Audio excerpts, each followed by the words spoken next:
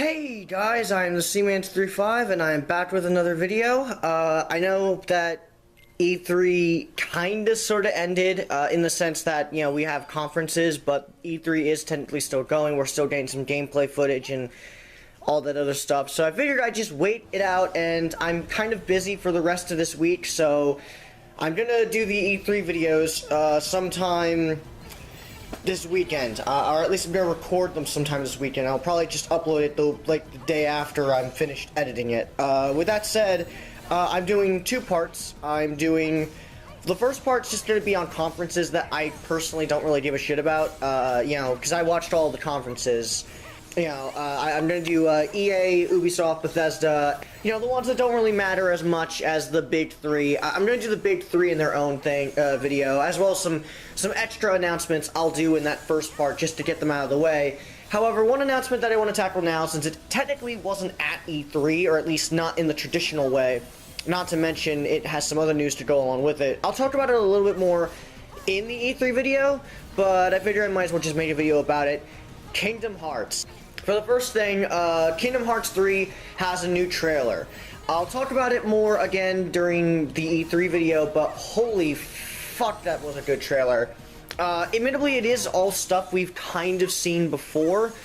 There is some new stuff. We got some, a bit of plot. We got to see Sora, Donald, and Goofy talk to Xemnas, saying how he wants to revive Roxas, and saying that the only way to do so is to fall to darkness. I'm thinking they might use that little plot thing to sort of, I know plot thing, very specific. I think they might use that as sort of a starting point to get Ventus back, because Roxas looks like Ventus.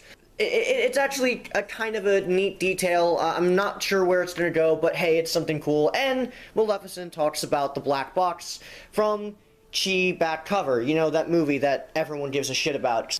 Apparently, Hades may know something about it too, because Maleficent and Pete were talking to Hades about it. And I actually heard the Japanese dub of that. Oh my god, I don't know who voices Hades in Japanese, but they sound almost exactly like James Woods. You know, the voice actor who actually, or the actor in general, who played Hades in the Disney movie, and as well as in the rest of the Kingdom Hearts series, where Hades appears in. And I love James Woods as Hades in Kingdom Hearts, in Hercules. I think he's the best thing about that movie. And considering that Hercules is kind of one of the weaker Disney movies for me, the best thing about it, in my opinion, was Hades. He is just a joy to watch. Let's talk about the gameplay.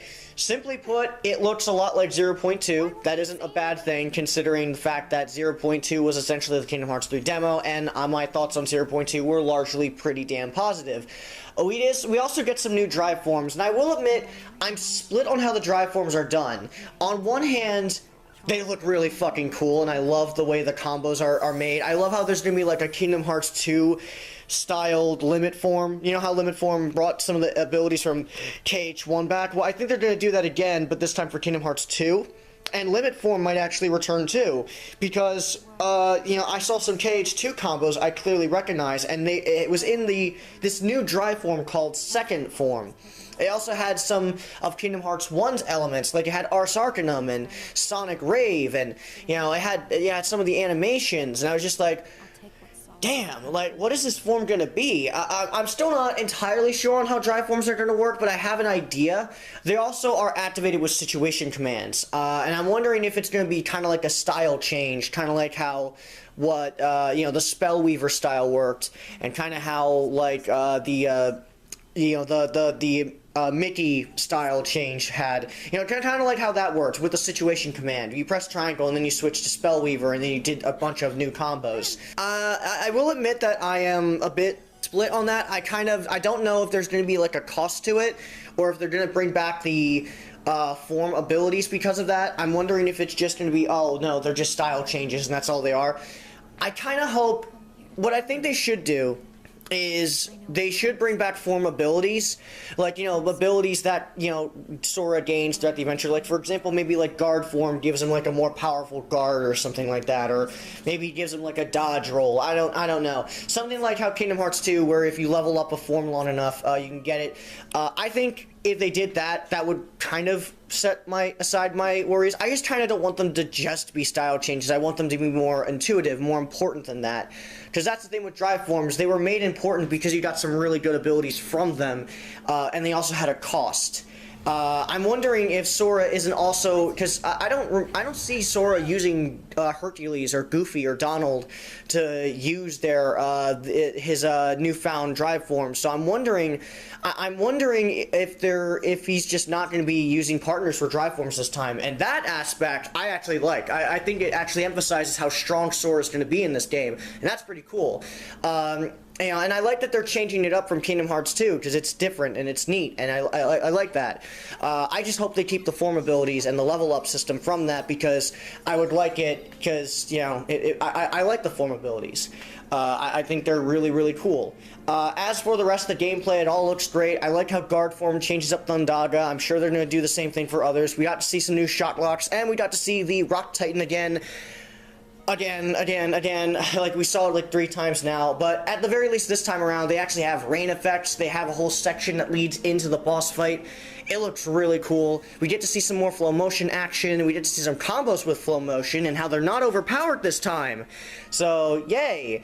Overall, this trailer was awesome, and it just makes me want to see more. And apparently we're getting more next month at D23, I believe it's called. It's essentially an event where they can show off more games. I'm excited for the next trailer, and I am greatly anticipating the next trailer, and hopefully that trailer will give us some sort of idea of when it will release. I'm not expecting a release date for at least another 6 months maybe. So probably like sometime at the end of December or early January at the latest. But I am expecting a release window, like saying, hey, it's coming out in 2018.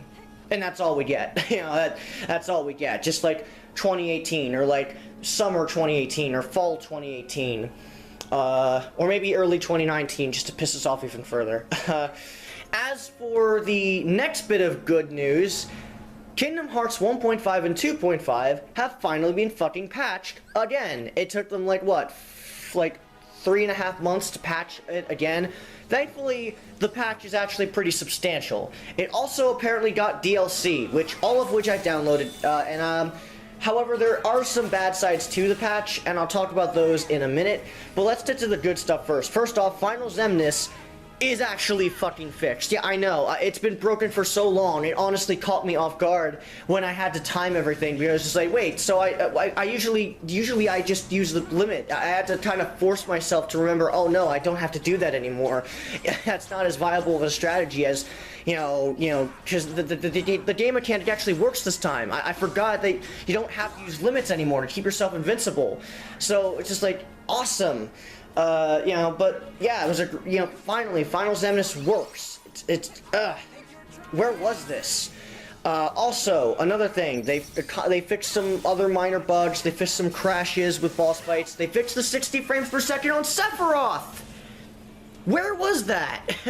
You know, like seriously, if you saw in my, in my Kingdom Hearts 1.5 and 2.5 video of what still needs to be fixed, I showed off that Sephiroth, his meteor attack moves much faster than it should. You know, BizKid showed it off, and that's where most of this started, as did the Gamers Joint, and tons of other people showed it off and bitched about it, and it is proven, it's fixed. It has been confirmed fixed. Same thing with tons of other bugs and glitches, and save crashing has finally been fixed as well.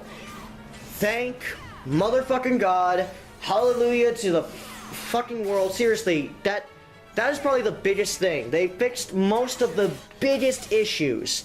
They didn't fix everything. I'm not saying they're done, and it shouldn't have been like this to begin with, so it's the reason why I'm not, like, I'm happy that it's fixed now, but I am still kind of miffed that they let it go as bad as it did. But at the very least, now I know they're willing to continue patching. It may take a while, but at least I know it'll happen. And hey, the game's in a much better state than it was back like a couple days ago. So, you know, I honestly thought they were just gonna leave it after that first patch because it took them so long just to get that next patch. But it seems like they were working on something, and it was a lot of memory too. So, you know, cool. Happy that was patched. We also got a new cutscene for 358 over 2 days, which I honestly did not expect them to do, but they added a battle scene with Xion and Roxas for the final boss. So that's interesting, I guess. I recently actually got 358 for the DS. I actually found it at GameStop, without its case, unfortunately, but I got it and bought it, and I haven't finished it yet. I'm about 8 hours in, and I'm mixed on it, but, you know, that's besides the point. It's cool that they added the final boss scene. It kind of adds more weight and emotion to the death of Xion. Spoilers for those who haven't played 358, you know, or haven't seen the movie. Cool. I think it's a good thing they added it. I like that I appreciate they added it. It's also free, so you don't have to worry. The DLC, none of the DLC, quote unquote DLC, is paid DLC. It's all free. You just go to the PSN store, download it, and that's it. And that's awesome. You also have a theater mode for Kingdom Hearts 1, which is great. I thought I would have to play hard mode in order to see that final cutscene. No, they actually have a theater mode now, and they immediately give you, even if you didn't beat Proud Mode, they immediately give you Deep Dive, which is the secret scene for Kingdom Hearts 1 Final Mix that was exclusive if you beat Proud Mode on Kingdom Hearts 1 Final Mix. On Kingdom Hearts 1, normally you got just a simple ending scene, and, you know, there are 2 ending scenes in the Final Mix version. They have the original one, that's one you can get really easily, and then they have one for Proud Mode, which you get if you beat it on Proud Mode or beat it 100% on normal. You can get both secret endings, and, you know, it's cool that we have both secret endings now. We don't have to do any of the, you know, difficulties. All you have to do is just beat the game. You have everything. That's it.